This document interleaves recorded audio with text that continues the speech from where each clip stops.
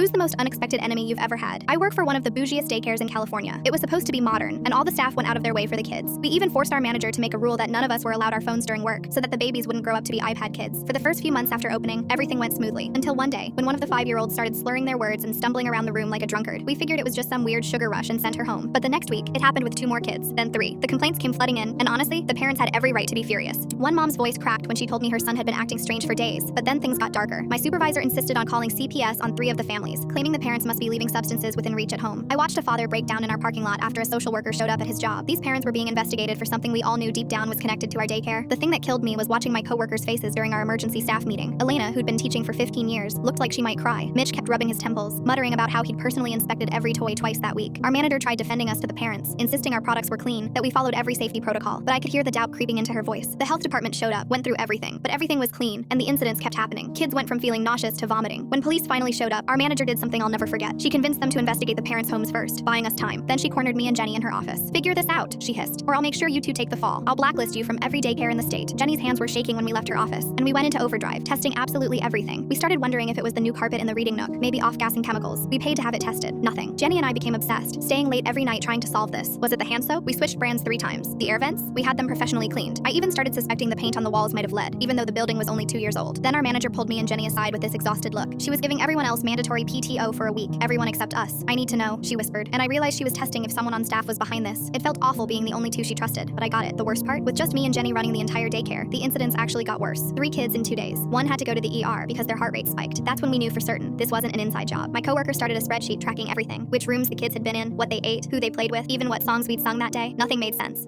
The only consistent thing was that it happened in the afternoon, and the symptoms: dizziness, slurred speech, sometimes nausea. Parents were pulling kids out daily now. We went from 60 enrolled to 23 in 3 weeks. Then one night, Jenny and I were going through our tracking sheets for the 100th time, sitting on those tiny plastic chairs at 11 p.m. My eyes were burning from staring at lists when Jenny suddenly grabbed my arm. "Wait, look at this." She highlighted every incident. Every single one of them was in the art room that day. My heart started pounding. We practically sprinted down the hallway, flipping on lights. The paints looked normal. Markers, fine. Then I opened the Play-Doh cabinet. The containers looked exactly like always, bright colors, properly labeled. But when I opened the blue one, there was this faint chemical smell that made my nose tingle. It was wrong. My hands were shaking as I opened another container. Same smell. The next morning, we had the Play-Doh tested. Positive for traces of sedatives. Someone was spiking our Play-Doh. But here's what made me want to scream. I knew every person who worked here. I'd seen Tom spend his own money on better art supplies. I'd watched Maria come in on her day off when a kid was having separation anxiety. These weren't just good people. They were people who dedicated their lives to children. We were a day away from shutting down when one of our delivery drivers mentioned something weird. He'd seen someone from Happy Tots, the daycare across town, near our delivery entrance 3 times in the past month. Our security footage showed the same woman, always wearing a Happy Tots polo, always there right before our Play-Doh deliveries. The detective's face changed when we showed him. Turns out Happy Tots had been losing clients since we opened. The woman in the footage was their assistant director. When they arrested her, she said we deserved it. I was about to show her what she deserved too. Full story on channel, link below.